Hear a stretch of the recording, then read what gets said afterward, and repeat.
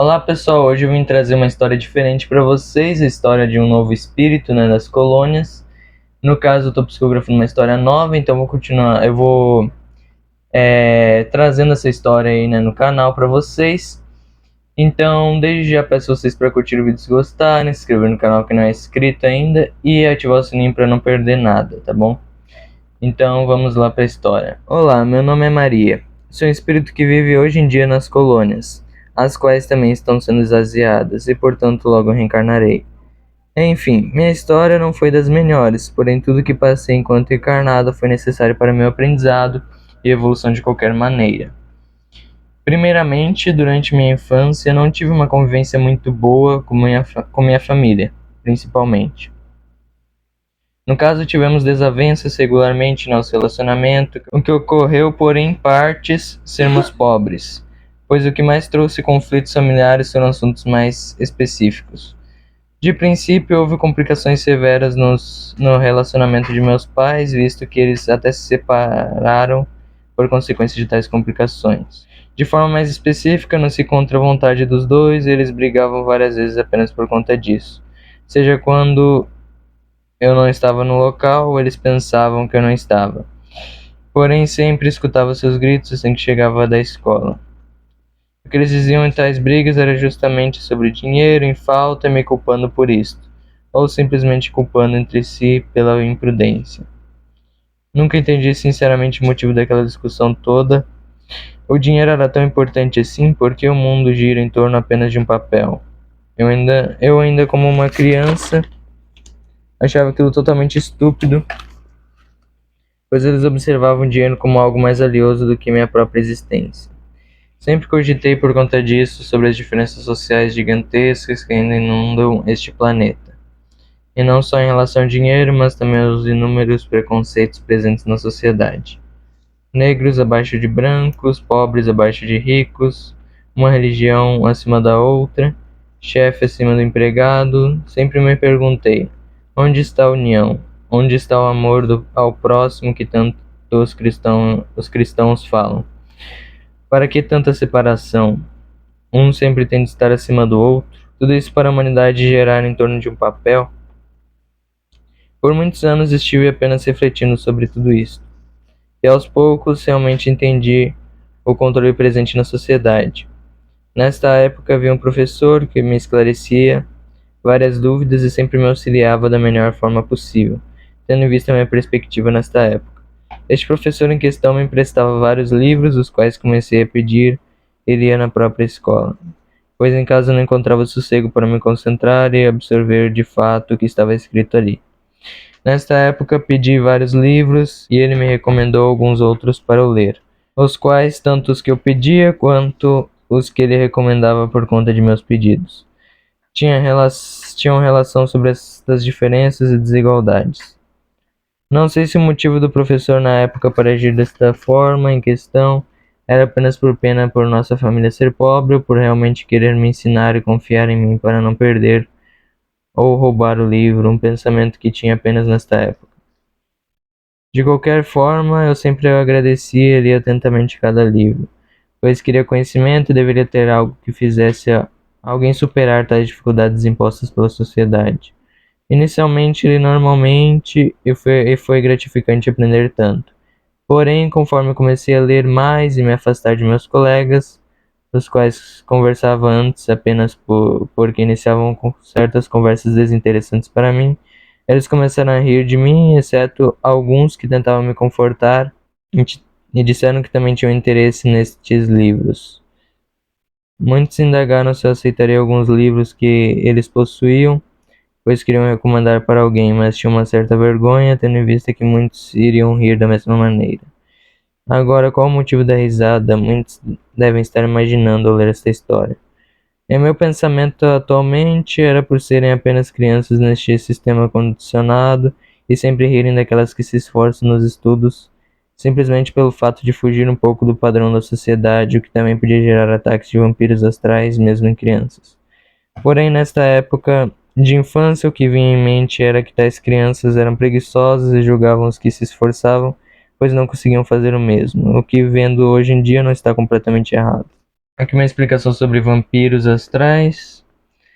Espíritos obsessores que se apegaram ao plano físico até seu desencarne e para continuarem sentindo prazeres carnais ou simplesmente para roubar a energia vital dos encarnados, eles incentivam vários pensamentos negativos desnecessários que apenas provocam brigas e conflitos dentro de vários relacionamentos sociais, seja quais forem. Nesta época, eu ainda não tinha noção sobre o espiritismo em si. Além disso, os vampiros também afetam crianças da mesma forma, pois não se limitam à idade, e como a biosfera terrestre é bem poluída, ou seja, a maioria da humanidade se perdendo em sentimentos e pensamentos negativos, o contato inconsciente com tais espíritos se tornou extremamente simples e ocorrendo facilmente desde criança. Se assim desejar e não aprender a controlar ou apenas ignorar esta negatividade em questão. Aí voltando para a história, depois de ler certos livros, o professor em questão me perguntou se havia problemas em casa para não ler lá e preferir a escola mesmo que alguns rissem de mim. Assim lembrei de certos conselhos de minha mãe caso alguém perguntasse algo parecido, onde não devia falar o que ocorre lá dentro, provavelmente pensando em como seria visto se falasse algo específico sobre nossa relação de mãe e filha.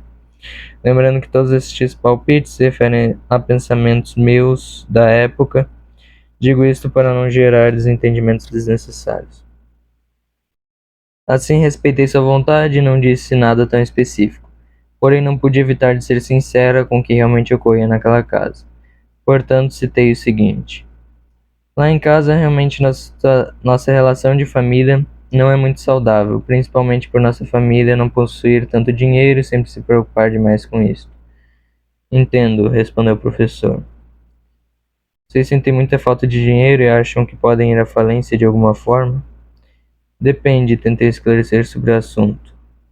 No meu caso, não sinto falta alguma de dinheiro. Para mim, o real problema está no fato de meus pais brigarem todo dia como se resolvesse algo. Pois para eles vejo que sentem realmente muita falta deste papel, entre aspas. Mas para mim o que falta é um relacionamento de verdade e apenas isto. Eu disse com olhos quase lacrimejando. Perdão, Maria, o professor tentou me acalmar. Não devia ter perguntado sobre um assunto tão sério, erro meu. Não se preocupe, professor. Eu infelizmente tenho de aceitar a realidade, aliás, isto ocorre todo dia. Comentei realmente triste em parte.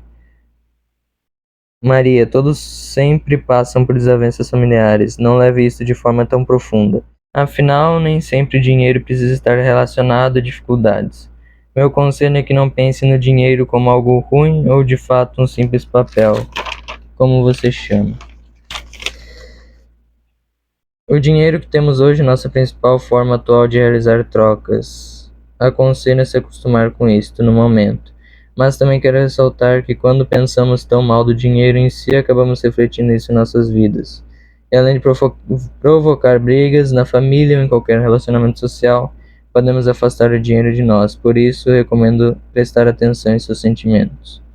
Como assim, professor? Indaguei um tanto confusa. O que odiamos afasta-se de nós? Indaguei. Vou explicar de uma maneira simples, Maria. Vamos imaginar que você conheceu uma amiga, esta amiga começa a lhe odiar por qualquer motivo, com o qual você não concorda. Neste caso, você possui duas opções. Primeira opção, acalmá-la e pedir perdão pelo que for, mas ressaltar que não há motivo para sentir ódio. Segunda opção, se afastar dela e da mesma forma odiá-la. Agora, analisando essas duas opções, qual decisão você tomaria? Bem, disse enquanto refletia. Nunca tive uma amiga de verdade, mas acho que o ideal seria tentar auxiliá-la e tomar a primeira decisão. Mas se ela se recusar a aceitar seus erros e permanecer odiando ao próximo, acredito que o melhor seria se afastar dela. Acredito que você já notou a resposta, não é? A primeira opção representa uma decisão que traz apenas prosperidade ao relacionamento em questão, onde você deve manter a paciência com a pessoa, mas não odiá-la. Aliás, ódio alimentaria mais ódio de ambas. E as duas se afastariam cada vez mais. Já a segunda opção apenas faz o que eu disse, criando um ciclo de ódio e de desentendimento. Agora, se usar tais exemplos com dinheiro, você encontrará a resposta que deseja, pois tudo permanece ligado no universo. Sendo assim, quando você alimenta pensamentos de que dinheiro é algo ruim, inútil ou sujo, você passa a odiá-lo ao decorrer de seu cotidiano. E quando você o odeia, apenas gera afastamento. porque é o mesmo que dizer que você não quer ou precisa daquilo para si mesmo. Agora eu recomendo neste caso você tomar a primeira opção como escolha, que seria ter paciência e confiança que o dinheiro virá no momento certo, sempre lembrando sua importância, mas nunca o glorificando. Porém, não é necessário odiá-lo, que seria como descartá-lo de sua vida, pensando que sempre será pobre. O professor elucidou sobre o assunto enquanto desenhava uma folha para tornar a explicação mais clara possível. Entendo, comentei, realmente impressionado com tal elucidação. Você sabe muitas coisas, professor. Tentarei aprender com o senhor e não afastarei mais o dinheiro da minha vida, de nossa família. Desde já agradeço por uma explicação tão importante como essa. Entretanto, por que não ensinou algo assim nas aulas? Indaguei um tanto confusa novamente. Bem, Maria, ele começou a elucidação antes de uma certa pausa reflexiva.